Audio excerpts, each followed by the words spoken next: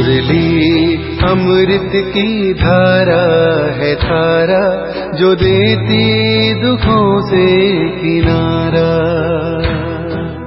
मुरली अमृत की धारा है धारा, जो देती दुखों से किनारा।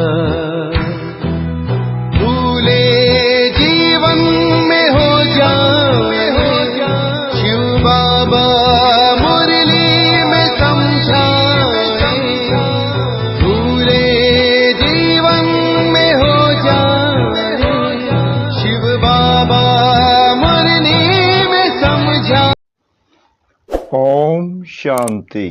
आज की तारीख है 10 अप्रैल 2022 की अव्यक्त मुरली। Revise date 19/3/1990 Madhuban. उड़ती कला का आधार उमंग उत्साह के पंख। आज सर्व बच्चों के स्नेह संपन्न मिलन भावना और संपूर्ण बनने की श्रेष्ठ कामना के शुभ उमंग उत्साह के वाइब्रेशन बाप दादा देख रहे हैं। हर बच्चे के अंदर, उसमें भी इस कल्प में पहली बार मिलने वाले बच्चों का उत्साह और इस कल्प में अनेक बार मिलने वाले बच्चों का उत्साह अपना अपना है, जिसको आप अपनी भाषा में कहते हो नए बच्चे और पुराने बच्चे, लेकिन हैं सभी अति पुराने से पुराने, क्योंकि पुरानी पहचान बाप की तरफ ब्राह्मण परिवार की तरफ आकर्षित कर यहाँ लाई है। यह सिर्फ निशानी मात्र कहा जाता है, नया और पुराना। तो नए बच्चों का उमंग उत्साह यही है कि थोड़े समय में बहुत आगे उड़ते हुए बाप समान बन करके दिखाएं। पुराने बच्चों का यही श्रेष्ठ संकल्प है कि जो बाप दादा से पालना मिली है, खजाना मिला है, उसका रिटर्न बाप के आगे सदा रखते रहें। दोनों का उमंग उत्साह श्रेष्ठ है और यही उमंग उत्साह पंख बन उड़ती कला की ओर ले जा रहा है। उड़ती कला के पंख ज्ञान योग तो है ही, लेकिन प्रत्यक्ष स्वरूप में सारी दिनचर्या में, हर समय, हर कर्म में, हर दिन नया उमंग उत्साह सबसे ही उत्पन्न होता है। जहाँ उमंग उत्साह है, वहीं उड़ती कला का आधार है। कैसा भी कार्य हो, चाहे सफाई करने का हो, बर्तन मांजने का हो, साधारण कर्म हो, लेकिन उसमें भी उमंग उत्साह नेचुरल और निरंतर होगा। ऐसे नहीं कि जब ज्ञान की पढ़ाई कर और करा रहे हैं, व याद में बैठे हैं, किसको बिठा रहे हैं, व आध्यात्मिक सेवा में बिजी हैं, तो उस समय सिर्फ उमंग उत्साह हो और साधारण कर्म हो, तो स्थिति में साधारण हो जाए, उमंग उत्साह भी साधारण हो जाए। यह उड़ती कला की निशानी नहीं, उड़ती कला वाली श्रेष्ठ आत्मा के उमंग उत्साह के पंख सदा ही उड़ते रहेंगे। तो बाप दादा सभी बच्चों के उमंग उत्साह को देख रहे हैं। पंख तो सभी के हैं, लेकिन कभी कभी उमंग उत्साह में उड़ते उड़ते थक जाते हैं। कोई छोटा बड़ा कारण बनता है, अर्थात रुकावट आती है। कभी तो प्यार से पार कर लेते हैं, लेकिन कभी घबरा जाते हैं, जिसको आप लोग कहते हैं कन्फ्यूज हो जाते हैं। इसलिए सहज पार नहीं करने के कारण थक जाते हैं, लेकिन थोड़ा थोड़ा थकते हैं, फिर भी लक्ष्य श्रेष्ठ है, मंजिल अति प्यारी लगती है, इसलिए उड़ने लग जाते हैं। श्रेष्ठ लक्ष्य और प्यारी मंजिल और बाप के प्यार का अनुभव थकावट से नीचे की स्थिति में ठहरने नहीं देता है, इसलिए फिर से उड़ने लग जाते हैं।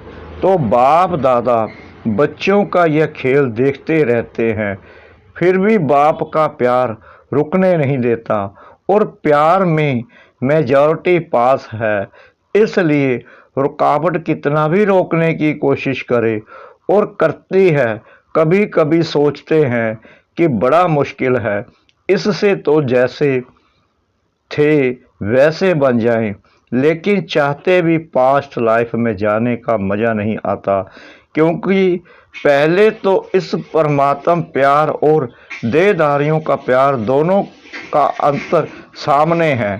तो उड़ते उड़ते जब ठहरती कला में आ जाते हैं तो दो रास्तों के बीच में होते हैं और सोचते हैं इधर जाए व उधर जाए, कहाँ जाए। लेकिन परमात्म प्यार का अनुभव कन्फ्यूज को सुरजीत कर देता है और उमंग उत्साह के पंख मिल जाते हैं। इसलिए सोचते भी फिर ठहरती कला से उड़ती कला में उड़ जाते हैं। बातें बहुत छोटी छोटी होती हैं, लेकिन उस समय कमज़ोर होने के कारण बड़ी लगती हैं। जैसे शरीर की कमजोरी वाले को एक पानी का गिलास उठाना भी मुश्किल लगता है और जो हिम्मत वाला है उसको 2 बाल्टी उठाना भी खेल लगता है। ऐसे ही छोटी सी बात बड़ी अनुभव करने लगते हैं, तो उमंग उत्साह के पंख सदा उड़ाते रहते हैं। रोज अमृत बेले अपने सामने सारा दिन किस स्मृति से उमंग उत्साह में रहे, वह वैरायटी उमंग उत्साह की पॉइंट्स इमर्ज करो। सिर्फ एक ही पॉइंट कि मैं ज्योति बिंदु हूँ, बाप भी ज्योति बिंदु है, घर जाना है, फिर राज्य में आना है। यह एक ही बात कभी कभी बच्चों को बोर कर देती है। फिर सोचते हैं कुछ नया चाहिए, लेकिन हर दिन की मुरली में उमंग उत्साह के भिन्न भिन्न पॉइंट्स होती हैं। वह उमंग उत्साह की विशेष पॉइंट अपने पास नोट करो। बहुत बड़ी लिस्ट बना सकते हैं, डायरी में भी नोट करो तो बुद्धि में भी नोट करो। जब बुद्धि में इमर्ज ना हो तो डायरी से इमर्ज करो और वैरायटी पॉइंट्स हर रोज नया उमंग उत्साह बढ़ाएगी। मनुष्य आत्मा का यह नेचर है कि वैरायटी पसंद आती है। इसलिए चाहे ज्ञान की पॉइंट मनन करो या रूह रेहान करो, सारा दिन बिंदु याद करेंगे तो बोर हो जाएंगे। लेकिन बिंदु बाप भी है, बिंदु आप भी हो, संगम युग पर हीरो पाठधारी भी हो, जीरो के साथ हीरो भी हो, सिर्फ जीरो नहीं हो। संगम युग पर हीरो होने के कारण सारे दिन में वैरायटी पाठ बजाते हो। मुझ जीरो का सारे कल्प में क्या क्या पाठ रहा है और इस समय क्या हीरो पाठ है, किसके साथ पाठ है, कितना समय और क्या पाठ बजाना है। इस वैरायटी रूप से जीरो बन अपने हीरो पाठ की स्मृति में रहो। याद में भी वैरायटी रूप से कभी बीज रूप स्थिति में रहे, कभी फरिश्ता रूप में, कभी रूह रिहान के रूप में रहो, कभी बाप के मिले हुए खजानों के एक एक रत्न को सामने लाओ। जिस समय जो रुचि हो उसी रीति से याद करो। जिस समय जिस संबंध से बाप का मिलन, बाप का स्नेह चाहो, उस संबंध से मिलन मनाओ। इसलिए जो सर्व संबंध से बाप ने आपको अपना बनाया और आपने भी बाप को सर्व संबंध से अपना बनाया, सिर्फ एक संबंध तो नहीं है, वैरायटी है ना। लेकिन एक बात ध्यान में रखनी है कि सिवाय बाप के, सिवाय बाप की प्राप्तियों के, बस सिवाय बाप के खजानों के और कोई याद ना आए। वैरायटी प्राप्ति है, वैरायटी खजाने हैं, वैरायटी संबंध हैं, वैरायटी खुशी की बातें हैं, उमंग उत्साह की बातें हैं। उसी विधि से यूज करो। बाप और आप यही सेफ्टी की लकीर है। इस स्मृति की लकीर से बाहर नहीं आओ। बस यही लकीर परमात्मा छतर छाया है। जब तक इस छत्र छाया की लकीर के अंदर हैं तब तक कोई माया की हिम्मत नहीं। फिर मेहनत क्या होती, रुकावट क्या होती, विघ्न क्या होता। इन शब्दों से अविद्या हो जाएगी। जैसे आदि स्थापना के समय जब सत्युग की आत्माएं प्रवेश होती थी तो उन आत्माओं को विकार क्या होता है, दुख क्या होता है, माया क्या होती है, इन शब्दों की अविद्या रहती थी। बच्चों को यह अनुभव है ना, पुराने तो इन बातों को जानते हैं। ऐसे जो बाप और आप इस स्मृति की लकीर की छत्र छाया में हैं उनको इन बातों की अविद्या हो जाती है, इसलिए सदा सेफ हैं, सदा बाप के दिल में रहते हैं। आप लोगों को दिल ज़्यादा पसंद आती है ना, सौगात भी हाट ही बनाकर लाते हो, केक भी हाट बनाते हो, बॉक्स भी हाट जैसा बनाते हो, तो रहते भी हाट में हो ना। बाप की हाट तरफ माया आ नहीं सकती। जैसे जंगल में भी रोशनी कर देते हैं तो जंगल का राजा शेर भी नहीं आ सकता, भाग जाता है। बाप की हाट कितनी लाइट और माइट है, उसके आगे माया का कोई रूप आ नहीं सकता। तो मेहनत से सेफ हो गए ना, जन्म भी सहज हुआ। मेहनत लगी क्या जन्म लेने में, बाप का परिचय मिला, पहचाना और सेकंड में अनुभव किया, बाप मेरा मैं बाप का। जन्म सहज हुआ, भटकना नहीं पड़ा। आपके देश रूपी घर में बाप ने बच्चों को निमित्त बनाकर भेजा। ढूंढना व भटकना तो नहीं पड़ा, घर बैठे बाप मिलाना। यह तो अभी प्यार से भारत में आते हो मिलने, लेकिन परिचय तो वहाँ ही मिला, जन्म तो वहाँ मिला ना।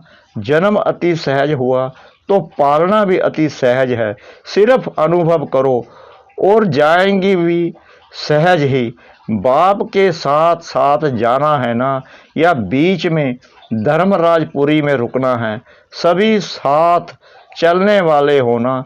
सभी का यह दृढ़ संकल्प है कि साथ हैं और साथ चलेंगे और आगे भी ब्रह्मा बाप के साथ राज्य में व पाठ में आएंगे। पक्का संकल्प है ना। चलते चलते थक जाएंगे तो रुक जाएंगे, फिर क्या करेंगे, क्योंकि बाप तो उस समय रुकेंगे नहीं, अभी रुक रहे हैं, अभी समय दिया है, उस समय नहीं रुकेंगे, उस समय तो सेकंड में उड़ेंगे। अभी नए नए बच्चों के लिए लेट हुआ है, लेकिन टू लेट का बोर्ड नहीं लगा है। अभी तो नई दुनिया आने के लिए नए नए बच्चों के लिए रुकी हुई है कि यह भी लास्ट सो फास्ट और फर्स्ट नंबर तक पहुंच जाए। सभी साथ जाने के लिए तैयार होना। जो इस कल्प में पहली बार आए हैं, बाप दादा मुबारक देते हैं। छोटे छोटे बच्चों पर बड़ों का प्यार होता है तो बाप का और बड़े भाई बहनों का आप लोगों से विशेष प्यार है। लाडले हो गए ना, नए बच्चे लाडले हैं, चाहे नए हो व पुराने हो, सभी के लिए फास्ट गति फर्स्ट आने की है। छत्र छाया में रहना, सदा दिल में रहना, यही सबसे सहज तीव्र गति है। अपने आप को कभी भी बोर नहीं करो, सदा अपने आप के लिए वैरायटी रूप से उमंग उत्साह इमर्ज करो। डबल विदेशी कभी कभी कोई यह भी सोचते हैं कि हमारा कल्चर और इंडिया का कल्चर बहुत फर्क है। इंडियन कल्चर कभी पसंद आता, कभी नहीं आता, लेकिन यह तो ना इंडियन कल्चर है ना विदेश का कल्चर है, यह तो ब्राह्मण कल्चर है। ब्रह्म कुमार ब्रह्म कुमारी, यह नाम तो सभी को पसंद है ना। ब्रह्मा बाप से भी बहुत प्यार है और बीके जीवन भी अति प्यारी है। कभी कभी सफ़ेद कपड़ों के बजाय रंगीन कपड़े याद आते हैं। क्योंकि सफ़ेद कपड़े जल्दी मैले हो जाते हैं। दफ्तर में जाते हो व कहाँ भी ऐसे स्थानों पर जाते हो तो जो ड्रेस आप पहनते हो उसके लिए बाप दादा मना नहीं करते, लेकिन उसी वृत्ति से नहीं पहनो कि हमारा फॉरेन कल्चर है, यहाँ मेरी पर्सनैलिटी है, इस रीति से नहीं पहनो। सेवा भाव से भले पहनो, पर्सनैलिटी के लक्ष्य से नहीं। ब्राह्मण जीवन का लक्ष्य हो, सेवा अर्थ आवश्यकता अर्थ पहनते हो तो कोई मना नहीं, लेकिन वह भी निमित्त बनी हुई आत्माओं से वेरीफाई कराओ। ऐसे नहीं कि बाप दादा ने तो छुट्टी दे दी, फिर आप मना क्यों करते हो। कभी कभी बहुत हंसी की बातें करते हैं, जो मतलब के अक्षर होते हैं वही याद रखते हैं, लेकिन उसके पीछे जो कायदे की बात होती वह भूल जाते। होशियारी तो बाप दादा को अच्छी लगती है, लेकिन होशियारी लिमिट में हो, अनलिमिट में ना हो। खाओ पियो पहनो खेलो, लेकिन लिमिट में। तो कौन सा कल्चर पसंद है? जो ब्रह्मा बाप का कल्चर, वह ब्रह्म कुमार कुमारियों का कल्चर है, पसंद है ना। इन्हों में एक बात अच्छी है जो साफ बोल देते हैं, सभी एक जैसे नहीं हैं। कोई कोई ऐसे हैं जो अपनी कमजोरी वर्णन करते हैं, लेकिन बिम्जिकल बन जाते हैं, बार बार वही स्मृति में लाते रहते, मैं कमज़ोर हूँ। ऐसे नाजुक नहीं बनो, विशेषताओं को भूल जाएंगे, कमजोरी को ही सोचते रहेंगे। यह नहीं करना। कमजोरी सुनाओ जरूर, लेकिन जब बाप को दी तो फिर किसके पास रही? फिर क्यों यह सोचते हो मैं ऐसा हूँ? बाप को दे दिया ना। बाप दादा को पत्थर लिख कमजोरियाँ दे देते हो, या पत्थर लिख बाप दादा के कमरे में रख देते हो, तो फिर सोचते हो जवाब तो मिला नहीं। बाप दादा ऐसे जवाब नहीं देते। जो कमी आपने दे दी तो बाप दादा उसी जगह पर आपको शक्ति, खुशी, उमंग, उत्साह भर देता है। तो जो बाप दादा देता है वह लेते नहीं हो, सिर्फ सोचते हो कि जवाब तो मिला नहीं। जो बाप देता है उसको लेने का प्रयत्न करो, जवाब का इंतजार नहीं करो। शक्ति, खुशी लेते जाओ, फिर देखो कितना अच्छा उमंग, उत्साह रहता है। जिस घड़ी अपनी कमजोरी लिखते हो व निमित्त बनी हुई आत्माओं को सुनाते हो तो दे दी माना खत्म। अभी मिल क्या रहा है वह सोचो। बाप दादा के पास एक एक के कितने पत्थर आते हैं।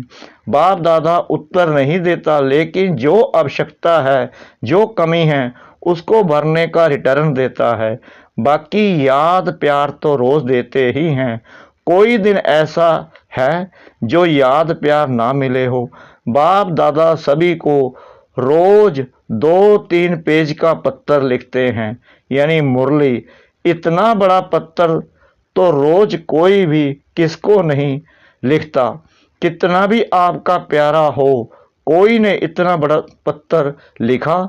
मुरली पत्थर है ना, आपकी बातों का रेस्पॉन्ड होता है ना। तो इतना बड़ा पत्थर लिखते भी, बोलते भी, जो आप विशेष पत्थर लिखते हो उसका विशेष रिटर्न भी करते हैं, क्योंकि लाडले सिकलाते हो। बाप दादा रिटर्न में शक्ति और खुशी एक्स्ट्रा देते हैं। सिर्फ बुद्धि को सदा केयरफुल और क्लियर रखो। पहले भी सुनाया था, वह बात अपनी बुद्धि से निकाल दो। 2 बातें भी रखी हुई होती हैं तो बुद्धि क्लियर नहीं होती। इसलिए बाप जो रिटर्न देता वह मिक्स हो जाता। कभी मिस कर देते हो, कभी मिक्स कर देते हो। कभी कभी कोई बच्चे क्या करते हैं, आज हाल चाल सुनाते हैं। कई सोचते हैं सेवा तो कर रहे हैं, लेकिन बाप का वायदा है कि मैं सदा मददगार हूँ। इस सेवा में तो मदद की नहीं, सफलता कम निकली। बाप दादा ने क्यों नहीं मदद की। फिर सोचते शायद मैं योग्य नहीं हूँ, मैं सेवा कर नहीं सकती हूँ, मैं कमज़ोर हूँ, व्यर्थ सोचते हैं। लेकिन अगर कोई बच्चा सेवा की मदद के लिए बाप के आगे संकल्प करते भी हैं, खुली दिल से करो, लेकिन इसका रिटर्न बाप दादा सेवा के समय विशेष मदद देते हैं।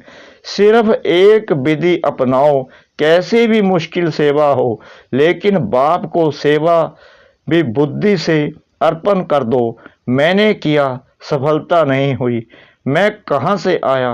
बाप करण करावन हार की जिम्मेवारी भूल करके अपने ऊपर क्यों उठाई, यह रोंग हो जाता है।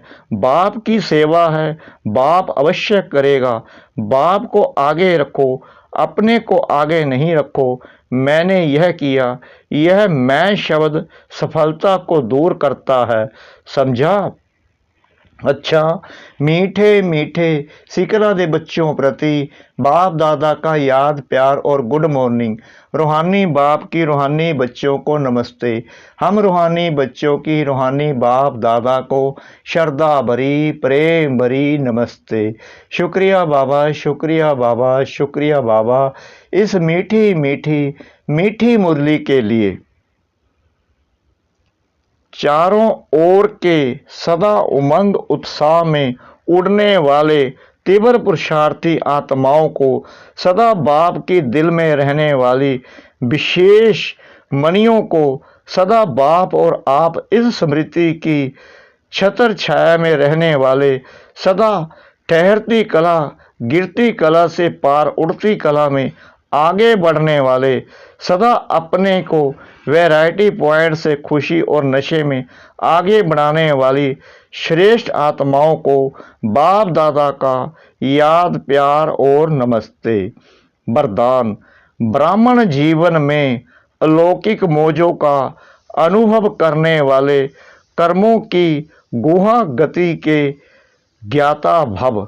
ब्राह्मण जीवन में अलौकिक मौजों का अनुभव करने वाले कर्मों की गुहा गति के ज्ञाता भव। ब्राह्मण जीवन मौज की जीवन है, लेकिन मौज में रहने का अर्थ यह नहीं कि जो आया वह किया, मस्त रहा। यह अल्पकाल के सुख की मौज व अल्पकाल के संबंध संपर्क की मौज सदा काल की प्रसन्नचित स्थिति से भिन्न है। जो आया वह बोला, जो आया वह किया। हम तो मौज में रहते हैं, ऐसे अल्पकाल के मन मौजी नहीं बनो। सदा काल की रूहानी अलौकिक मौज में रहो, यही यथार्थ ब्राह्मण जीवन है। मौज के साथ कर्मों की गुहा गति के ज्ञाता भी बनो। स्लोगन। अहम और बहम में आने की बजाय सर्व पर रहम करो। अहम और बहम में आने की बजाय सर्व पर रहम करो। ओम शांति।